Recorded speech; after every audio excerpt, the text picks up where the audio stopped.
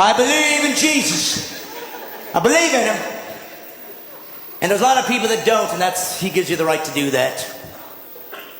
But I just want you to know that faith does have purpose and value, and it can be used intellectually. And people say, yes, what's the difference? You know, the Bible's just another book. No, first off, that's wrong. The Bible's not a book. The Bible's 66 books. 40 different people wrote it. Over 1,500 years. There's never been a book like that in history. Ever. Does that make it the Word of God? No. It just means it's worth considering. Because there's never been a book like this. Gives you some reason to consider it over the others. Well, how about history? For hundreds of years, archaeology has used the Old Testament and New to find buildings, to find people, to find civilizations, to find kings that didn't exist or they didn't think they did. And suddenly the Bible said they're there and they dug it up and there it was. Does that make it the Word of God? No. It means it's historically accurate. Real people really existed and really wrote down what they saw. It's worth considering. And then they said, we're going to have God show up. And lots of people said that. Lots of religions say it. Don't worry, we'll prove it as a rational God would do. I will do prophecies. I will show that I'm not trapped in linear time, that I can see beyond where you are. I will give prophecies to tell you what the guy, when I show up, when God appears on earth to reveal himself, I'll show you what he's going to look like. Over 300 prophecies. And then a man showed up one day named Jesus. And he said, I'm that guy.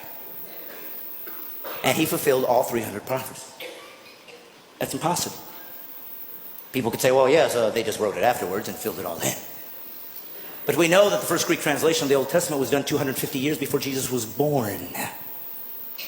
So how could they possibly know that he'd be born in Bethlehem? How could they possibly know he was going to be crucified when crucifixions didn't even exist as a capital punishment yet? How could they know that he'd be betrayed for 30 pieces of silver 250 years before there was a Jesus? Does it make it the Word of God? No, but it's starting to get close.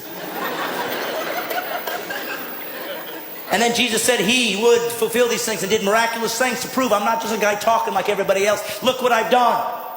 And some people believed and some didn't. That's how humans are. And then he said this, I'm going to prove it to you. I'm going to die. And I'm going to come back to life. Nobody's ever done that. And he died. And all those who were with him, 3 years, ran in fear, as would all of us. And they ran away and they said, I guess we were wrong. And then something happened. Something happened that made all of these guys come back and be willing to be martyred for this belief system, except for one. Of course, John was sent off, but everybody died a martyr's death. What was it for? Because they thought they were going to get rich? There was no riches here. There was no riches. The Roman government hated them. They wanted them destroyed. They'd use them as people that could be eaten alive by animals for sport and entertainment. You were kicked out of your culture. The Jews weren't going to take you in, so there was no value there.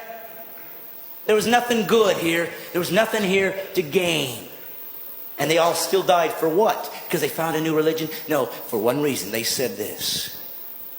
I saw him die. And I saw him come back.